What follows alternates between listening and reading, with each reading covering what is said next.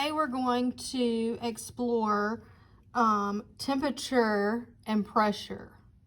Okay, specifically, if I control the temperature, how is the pressure affected? Okay, so I'm going to take my temperature probe. I'm going to plug that into channel 1. Okay, now I'm going to take that gas pressure sensor that we used last time. I do not have the syringe on it this time. I'm going to plug that into channel 2.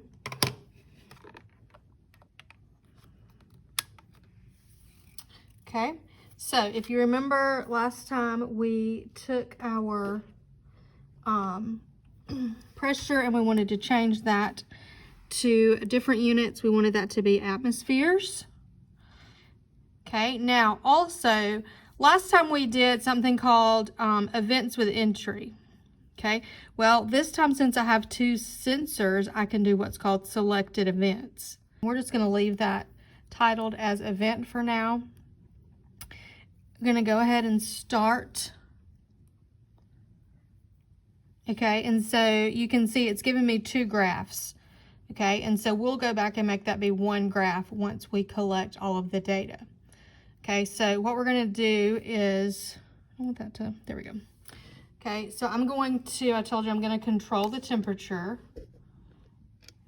Oh, I showed you this. The gas pressure sensor has nothing attached to it. What I do have is I have a CO2 cartridge that's attached to some tubing that has a connector. That is what I'm going to attach. So I have a fixed sample of gas. I'm going to change the temperature of the cartridge, and we're going to record the temperature and the pressure at 4 different temperatures. Okay, so we're going to start with the coldest, which will be our ice water bath. We have ice water, tap water, 50-50 tap with hot, and then hot water. So I'm putting the cartridge and the thermometer in there.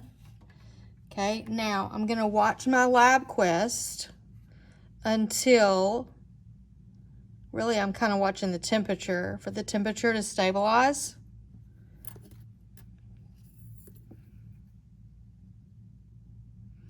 And once those numbers both stabilize, I will tap keep. And again, I'll show you the data table at the end for you to record it. So don't stress about recording it right now.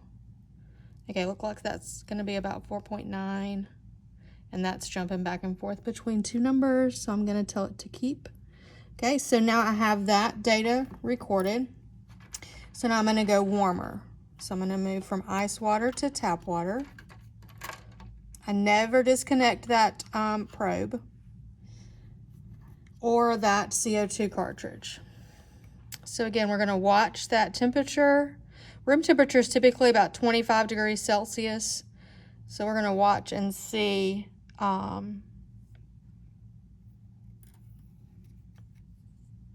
what it is today.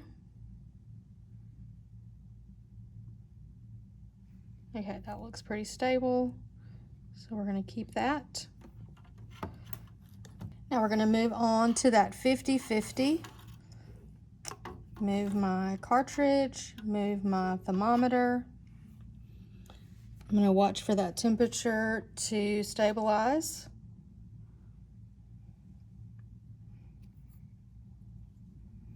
And what the temperatures actually are, it's not what is important here. What's important here is that we have 4 distinct temperatures. So that looks like 32.4. That's pretty stable.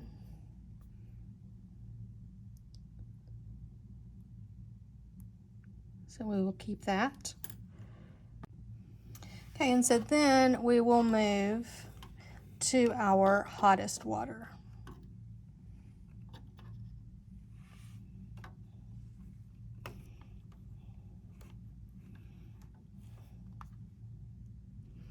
So again, we're going to watch for that temperature to stabilize.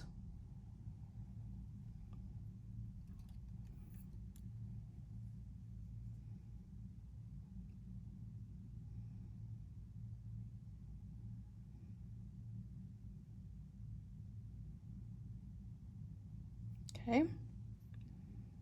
Well, it's still climbing a little bit.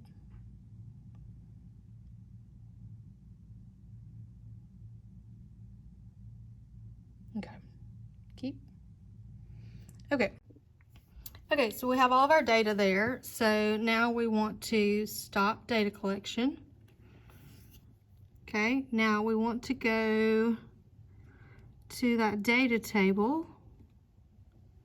Okay, so there are your values. Pause it if you need to get those recorded. Okay, I'm going to go here, graph, show graph. I want one graph. Okay, and so I want this to be temperature because that's what I controlled, and I want this to be pressure because that was the result. Okay, so if you remember the other day we did that curve fit, and we got the it was a power. Okay, this looks a lot more linear, so let's go to analyze, curve fit, the pressure graph. Let's try linear. Pretty dang good. And this correlation constant right here, 0.99986, the closer that is to 1, the better the data is, the better the line is. So you will need to record this equation of this line, y equals mx plus b. So there's your m and there's your b.